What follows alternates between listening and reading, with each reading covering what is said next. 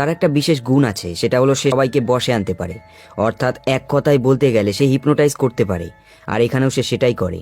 যখন অ্যাবারনিতি নামে এক জাদুকর তার কাছে আসে, তখন সে তাকে হিপনোটাইজ করে ফেলে। এর ফলে অ্যাবারনিতি গ্রিন্ডেলওয়াল্ডের হাতের পুতুল হয়ে যায়। এখন গ্রিন্ডেলওয়াল্ড সবাইকে হিপনোটাইজ করে ফেলতে থাকে, যার ফলে জাদু মন্ত্রণালয় তাকে অন্য জেলে শিফট করার প্ল্যান করে।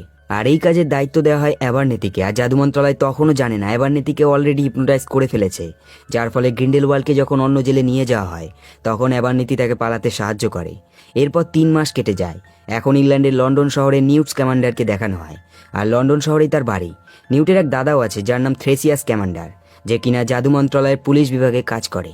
এখন নিউটকে নিয়ে জাদু মন্ত্রণালয়ে একটা মিটিং ডাকে, তার কারণ থ্রেসিয়াসের বিয়ে লিটা নামে একটা মেয়ের সাথে ঠিক হয়, যার ফলে জাদু মন্ত্রণালয় চায় নিউট থ্রেসিয়াসের পদে চলে আসুক, অর্থাৎ সে জাদুর দুনিয়ার পুলিশ হয়ে যাক। কিন্তু নিউট তাদের কথায় রাজি হয় না। জাদু মন্ত্রণালয় বলে গ্রিন্ডেলওয়াল্ড জেল থেকে পালিয়েছে এবং ক্রেডেন্সও এখনো বেঁচে আছে, আর এরা দুজন একসাথে হলে পুরো শহর ধ্বংস হয়ে যাবে। এই কথা শুনে নিউট চমকে যায়, কারণ সে জানতো ক্রেডেন্স সেদিনই মরে গেছে। কিন্তু তার ধারণা ভুল হয়। আসলে ক্রেডেন্স সেদিনের ঘটনার পর সে নিউ ইয়র্ক ছেড়ে চলে গেছে, কিন্তু সে এখনো ইউরোপেই আছে। আর এটাই নিউটের দাদা তাকে বলে। তখনই গ্রিমসন নামে এক ব্যক্তি প্রবেশ করে। আর এই ব্যক্তির আচরণ ঠিক নিউটের বিপরীত হয়। অর্থাৎ নিউট যেমন অদ্ভুত জীবদের ভালোবাসে, ঠিক গ্রিমসন অদ্ভুত জীবদের দেখলেই মেরে ফেলে। তাই নিউট তাকে একদমই পছন্দ করে না। গ্রিমসন চায় নিউট ক্রেডেন্সকে খুঁজে বের করে তাকে মেরে ফেলুক, কিন্তু নিউট তার কথা অমান্য করে সেখান থেকে চলে যায়, যার ফলে জাদু মন্ত্রণালয় তাকে বিদেশ ভ্রমণে নিষেধাজ্ঞা দেয়। অন্যদিকে প্যারিসে গ্রিন্ডেলওয়াল্ডকে দেখানো হয় এবং সে ইতিমধ্যেই অনেক শিষ্য বানিয়ে ফেলেছে এবং তারা প্রত্যেকেই গ্রিন্ডেলওয়াল্ডকে গুরু বলে মনে করে। গ্রিন্ডেলওয়াল্ড তাদেরকে অর্ডার দেয় তারা যেন এখনই ক্রেডেন্সকে ধরে নিয়ে আসে এবং তার সাথে তারা প্ল্যান করে কিভাবে এই শহরে তারা রাজ করবে। একই সময় নিউট তার মন খারাপ নিয়ে তার প্রিয় গুরুর সাথে দেখা করতে যায়, যার নাম অ্যালবাস ডাম্বেলডোর। আর ডাম্বেলডোর সবসময় নিজেকে লুকিয়ে রাখে, যার কারণে সে নিউটের সাথেও লুকিয়ে লুকিয়ে দেখা করে। আর এই ব্যক্তি নিউটকে নিউ ইয়র্কে পাঠিয়েছিল অদ্ভুত জীবদের ধরতে। এখন ডাম্বেলডোর নিউটকে ক্রেডেন্সের সম্বন্ধে বলে। সে বলে ক্রেডেন্স এখন প্যারিসে আছে এবং সে সেখানে তার আসল পরিচয় খোঁজার চেষ্টা করছে। সে প্যারিসে থাকলে তারও ক্ষতি হবে এবং তার সাথে সাধারণ মানুষেরও ক্ষতি হবে। তাই আমি চাই তুমি সেখানে গিয়ে তাকে বাঁচাও, এবং তাকে বাঁচানোর একটাই উপায় তার পরিবারের কাউকে খুঁজে বের করা। আর এটা বলে সে নিউটকে একটা কার্ড দেয়, যেটাতে একটা গোপন ঠিকানা লেখা থাকে। সে বলে যদি কোনো বিপদের সৃষ্টি হয় তবে তোমার এই কার্ডটা দরকার হবে। নিউট বলে আমায় জাদু মন্ত্রণালয় থেকে বিদেশ ভ্রমণে নিষেধাজ্ঞা দিয়েছে, তাছাড়াও এই কাজটা তো তুমিও করতে পারো। ডাম্বেলডোর বলে আমি অবশ্যই করতে পারি, কিন্তু গ্রিন্ডেলওয়াল্ডের বিরুদ্ধে আমি যেতে পারি না। এর পেছনে আসল কারণ হলো ডাম্বেলডোর আর গ্রিন্ডেলওয়াল্ড ছোটবেলা থেকেই ভালো বন্ধু ছিল। তারা একসাথে জাদু শিখেছিল, আর তখনই তারা শপথ নিয়েছিল যে তারা কখনোই তাদের জাদু একে অপরের বিরুদ্ধে ব্যবহার করবে না। আর এই শপথের কারণে গ্রিন্ডেলওয়াল্ডও ক্রেডেন্সের সাহায্যেই ডাম্বেলডোরকে মারতে চায়। এখন নিউটকে বাধ্য হয়ে ডাম্বেলডোরের কথা মানতে হয়। এখন নিউট তার বাড়িতে আসলে সে দেখে বেবি নিফলার তার ঘরের অবস্থা খারাপ করে ফেলেছে। সে তার অ্যাসিস্ট্যান্ট বান্টিকে এগুলো সব ঠিক করতে বলে। ঠিক তখনই তার বাড়িতে জেকব ও কুইনি আসে। এদেরকে দেখে নিউট অবাক হয়ে যায়, কারণ জেকবের স্মৃতি সে মুছে দিয়েছিল, তবুও সে নিউটকে চিনতে পারছে। জেকব বলে তোমার ওষুধে শুধু খারাপ স্মৃতিগুলোই মোছে, তাই আমি এখনো তোমায় চিনতে পারছি। কুইনি এখানে একটা ছবি দেখায় যেখানে নিউট, লিথা ও তার দাদার ছবি থাকে। কুইনি বলে তোমার বিয়ে লিথার সাথে হচ্ছে শুনে টিনার মন খারাপ হয়ে গেছে, তাই সেখানে আসেনি। নিউট তার ভুল ধারণা ভেঙে দেয়। সে বলে লিথার সাথে আমার নয়, আমার দাদার বিয়ে হচ্ছে। এই সব কথা শুনে জেকব অদ্ভুত অদ্ভুত রিয়াক্ট করতে থাকে, যেটা দেখে নিউট বুঝে যায় কুইনি তার উপর জাদু করেছে যাতে সে জেকবকে বিয়ে করতে পারে। এখন নিউট তার জাদু ছাড়িয়ে দেয়। জেকব স্বাভাবিক হলে সে কুইনিকে বিয়ে করার কথা থেকে এড়িয়ে যায়। তার কারণ জেকব জানে একজন সাধারণ মানুষের বিয়ে জাদুকরের সাথে হলে জাদু মন্ত্রণালয় তাদেরকে শাস্তি দেবে, তাই সেটা করে। কিন্তু কুইনি এটা শুনে রেগে যায় এবং যার ফলে সে এখান থেকে একা একা বেরিয়ে পড়ে। অন্যদিকে টিনা এখন প্যারিসে জাদু মন্ত্রণালয়ের হয়ে কাজ করে এবং সে এখানে ক্রেডেন্সকে খোঁজার জন্য পুরো শহরে ঘোরাফেরা করতে থাকে। আর সেখানেই এক সার্কাস কোম্পানি থাকে যেখানে নাগিনী নামে একটা মেয়ে থাকে, যে কিনা ইচ্ছে মতো সাপ হতে পারে। আর এখানেই আমরা ক্রেডেন্সকেও দেখতে পাই, যে কিনা নিউ ইয়র্ক থেকে এসে এই সার্কাস কোম্পানিতে আশ্রয় নিয়েছে। আর সে নাগিনীর ওপর অত্যাচারগুলো দেখে সহ্য করতে পারে না, তাই সে হামলা করে, যার ফলে সব অদ্ভুত জীব যেগুলো সার্কাসের মালিকের কাছে ছিল সেগুলো বেরিয়ে যায়। এর মধ্যেই টিনার চোখ ক্রেডেন্সের উপর পড়ে, কিন্তু ততক্ষণে সে ভ্যানিশ হয়ে যায়। এখন টিনা সার্কাসের মালিককে ক্রেডেন্সের সম্বন্ধে জিজ্ঞেস করে, কিন্তু সে কিছু না বলেই সেখান থেকে চলে যায়। তখনই টিনার কাছে ইউসুফ নামে এক রহস্যময় ব্যক্তি আসে, যাকে টিনা চেনে না, কিন্তু এই ব্যক্তিরও লক্ষ্য সেই একই, সেও ক্রেডেন্সকেই খুঁজছে। অন্যদিকে কুইনি রাগ করে চলে যাওয়ার ফলে তার বোনের পাঠানো একটা চিঠি সে ভুল করে ফেলে চলে গেছে। আর এই চিঠিটা নিউটের হাতে পড়ে, যেটাতে লেখা থাকে টিনা প্যারিসে জাদু মন্ত্রণালয়ের হয়ে কাজ করছে। এই চিঠি পেয়ে নিউট ও জেকব প্যারিসের উদ্দেশ্যে বেরিয়ে পড়ে, কিন্তু একটা সমস্যা থেকেই যায়। সেটা হলো জাদু মন্ত্রণালয় নিউটকে বিদেশ ভ্রমণে নিষেধ করেছে। তাই নিউট এমন একজনের কাছে যায় যার কাছে গেলে কোনো ইনফরমেশন ছাড়াই বিদেশ ভ্রমণ করা যায়। নিউট সেটাই করে, সেই ব্যক্তির সাহায্যে সে প্যারিসে চলে আসে। আর এখানে তার জাদুর সাহায্যে অতীতে ঘটে যাওয়া সবকিছু দেখে ফেলে, যার ফলে সে এক অদ্ভুত জীবের সন্ধান পেয়ে যায় যার নাম জুহু। আর এই জীবটা বিড়ালের মতো দেখতে, কিন্তু সাইজ হাতির মতো। আর এই জীবটার বিশেষ গুণ হলো সে একদিনে 1000 মাইল পথ অতিক্রম করতে পারে। তার সাথে নিউট আরও জানতে পারে টিনা এখানেই ছিল এবং তার সাথে এক ব্যক্তি দেখাও করেছিল। এগুলো সবই নিউট তার জাদুর সাহায্যে দেখতে পারে। একই সময় কুইনি যখন টিনার সাথে দেখা করার জন্য ফ্রেঞ্চ জাদু মন্ত্রণালয়ে পৌঁছায়, তখন সে তার চিঠিটা খুঁজে পায় না যেটা টিনা তাকে পাঠিয়েছিল। তাই সে টিনার সাথে দেখা করতে পারে না, যার ফলে এই সব কিছুই তার মন খারাপ করে দেয়। এখন নাগিনী ক্রেডেন্সকে এক মহিলার কাছে নিয়ে যায় যে কিনা ক্রেডেন্সের মায়ের সম্বন্ধে জানে, কিন্তু এই মহিলা তার মায়ের সম্বন্ধে বলতে যাবে ঠিক তখনই সেখানে গ্রিমসান চলে আসে আর সে সেই মহিলাটাকে মেরে ফেলে, যার ফলে ক্রেডেন্সের ভয়ঙ্কর রূপ বেরিয়ে আসে।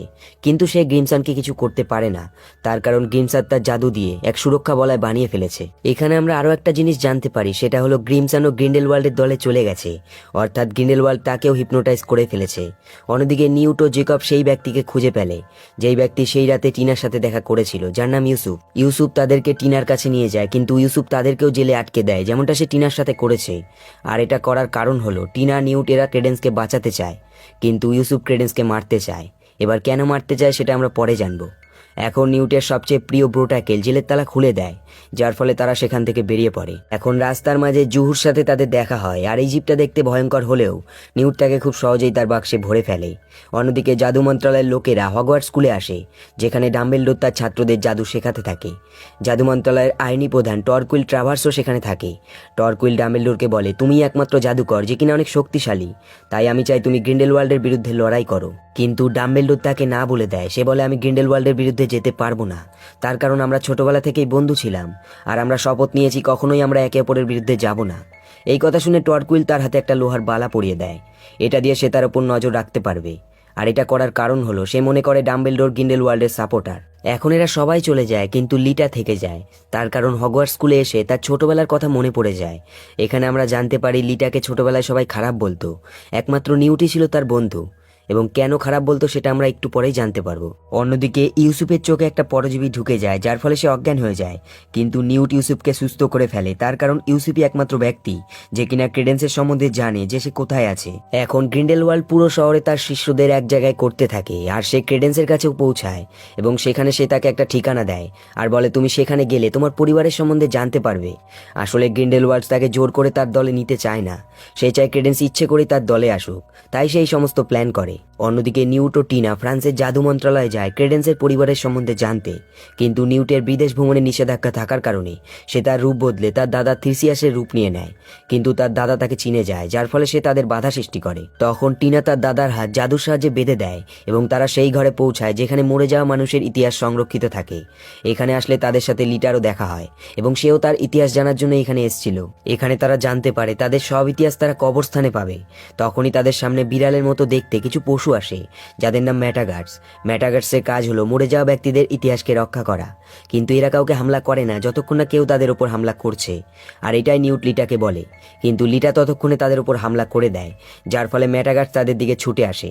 এখন নিউট বুঝে যায় এখান থেকে রক্ষা পাওয়াটা মুশকিল, তাই সে তার সুটকেস থেকে জুহুটা বের করে এবং জুহু ম্যাটাগার্সগুলোকে খুব সহজেই হারিয়ে দেয় এবং তারা জুহুর সাহায্যে সেই কবরস্থানে পৌঁছে যায়। এখানে আসলে তারা দেখে এখানে অলরেডি ইউসুফ, নাগিনী এবং ক্রেডেন্স রয়েছে। আসলে গ্রিন্ডেলওয়াল্ডও ক্রেডেন্সকে এই কবরস্থানের ঠিকানা দিয়েছিল, তাই সে অলরেডি এখানে পৌঁছে গেছে। এখানে ইউসুফ তার অতীতে ঘটে যাওয়া একটা ঘটনা সে বলে যে তার বাবা ছিল মুস্তাফা কামা এবং তার মা ছিল লরিনা। এরা দুজনই অনেক বড় ঘরের সম্মানীয় ব্যক্তি ছিল, কিন্তু লেস্ট্রেঞ্জ নামে এক জাদুকর তার মাকে হিপনোটাইজ করে ফেলে, যার ফলে তার মা তাকে ছেড়ে চলে গেছিল এবং একদিন তার মায়ের এক সন্তান হয়, যার ফলে তার মায়ের মৃত্যু হয়ে যায়। কিন্তু এই খবর যখন তার বাবা মুস্তাফার কাছে পৌঁছায় তখন তার খুব কষ্ট হয়, আর সে তার ছেলে ইউসুফকে এর প্রতিশোধ নিতে বলে। এরপর লেস্ট্রেঞ্জ আবার একটা বিয়ে করে, যার ফলে তার একটা সন্তান হয় যার নাম করভাস। এখন ইউসুফ করভাস করভাসকে মেরে তার মায়ের বদলা নিতে চায়। আর ইউসুফ মনে করে করভাসই হলো ক্রেডেন্স, তাই সে তাকে মারতে চায়। এবং ইউসুফের মায়ের যে সন্তানটা হয়েছিল সেই হলো লিথা, অর্থাৎ লিথা লরিনার অবৈধ সন্তান। আর এই কারণে লিথাকে ছোটবেলায় সবাই খারাপ বলতো। এখন যখন ইউসুফ ক্রেডেন্সকে মারতে যায় তখন লিথা তাকে বাধা দেয়। সে বলে করভাসকে সে আগেই মেরে ফেলেছে। এই বলে সে একটা ফ্যামিলি ট্রি বের করে, যেটা সবাই খুঁজছিল। এখানে আমাদের দেখানো হয় লিথা যখন ছোট ছিল তখন এক জাহাজে তার সাথে করভাসও ছিল, যে কিনা অনেক ছোট ছিল। আর লিথা করভাসকে পছন্দ করতো না, তাই সে করভাসকে অন্য এক বাচ্চার সাথে চেঞ্জ করে দিয়েছিল। আর এই বাচ্চাটাই ছিল ক্রেডেন্স। কিন্তু সেই রাতেই করভাসের নৌকাটা সমুদ্রে ডুবে যায়, যার ফলে সেখানেই তার মৃত্যু হয়ে যায়। আর ক্রেডেন্স লিথার সাথেই থেকে যায়। তাই লিথাও জানে না ক্রেডেন্সের বাবা মা আসলে কে। এইসব শুনে ক্রেডেন্সের মন ভেঙে যায়, কারণ তার একমাত্র আশাও শেষ হয়ে যায়। ঠিক তখনই তারা বাইরে একটা আওয়াজ শুনতে পায়। নিউট বাইরে এসে দেখে গ্রিন্ডেলওয়াল্ড তার সমস্ত শিষ্যদের নিয়ে একটা র্যালি শুরু করেছে।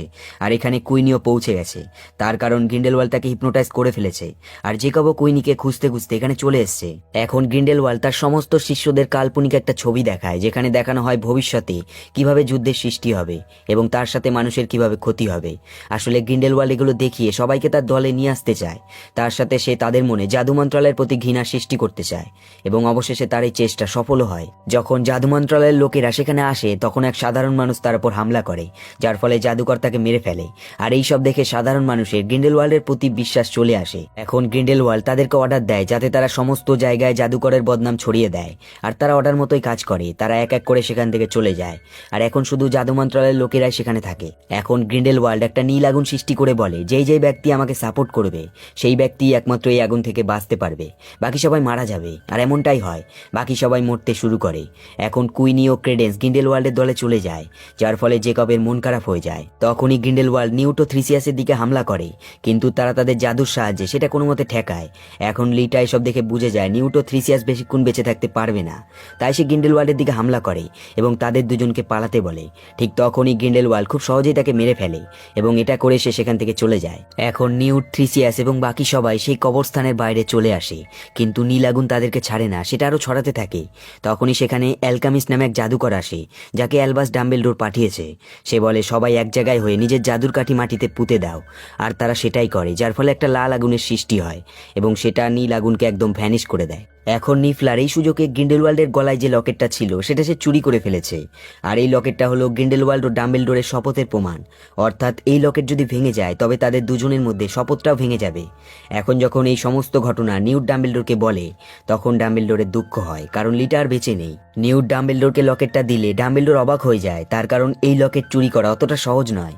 কিন্তু সে মনে মনে খুশিও হয়, তার কারণ এই লকেট ভেঙে দিলে সে শপথ থেকে মুক্ত হয়ে যাবে, অর্থাৎ সে গ্রিন্ডেলওয়াল্ডের বিরুদ্ধে লড়তে পারবে।